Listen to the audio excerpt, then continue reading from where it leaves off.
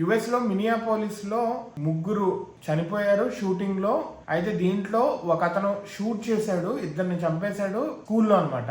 And wrong గా shoot చేసుకొని తనకు తాను కూడా చనిపోయాడు అనమాట. ఏంటంటే ఆ షూటింగ్ బ్యాక్ ఫైర్ అయ్యి అతను కూడా చనిపోయాడు.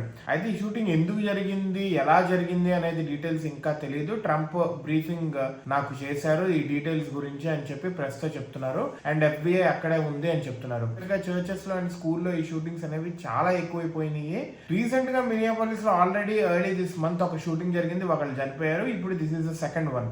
అయితే ఎవరైతే షూట్ చేశారో అతను కూడా చనిపోయాడు. And everything is with hold, అంతా మా కంట్రోల్లోనే ఉందని పోలీసులు చెప్తున్నారు. FBI వాళ్ళు కూడా చెప్తున్నారు. ప్రజలు ఎవరు భయపడని అవసరం లేదు అని కూడా చెప్తున్నారు. ఇట్లాంటి షూటింగ్స్ బేసికల్లీ జరుగుతుంటే అన్రెస్ట్ వస్తుంది పీపుల్ లో. ఎప్పుడు ఎవరు ఎలా ప్రవర్తిస్తారో అర్థం కాని పరిస్థితి అనమాట. అండ్ అక్కడ రైఫిల్ కల్చర్ ఆల్రెడీ ఉంది కాబట్టి this is becoming very common. Hopefully pray for the disease. And 20 students injure అయ్యారు, అందులో క్రిటికల్ గా ఒక 10 పీపుల్ ఉన్నారు. అయితే let's pray for their life and health. యథా విధంగా స్కూల్ కి వెళ్తూ లైఫ్ ని గడపాలి.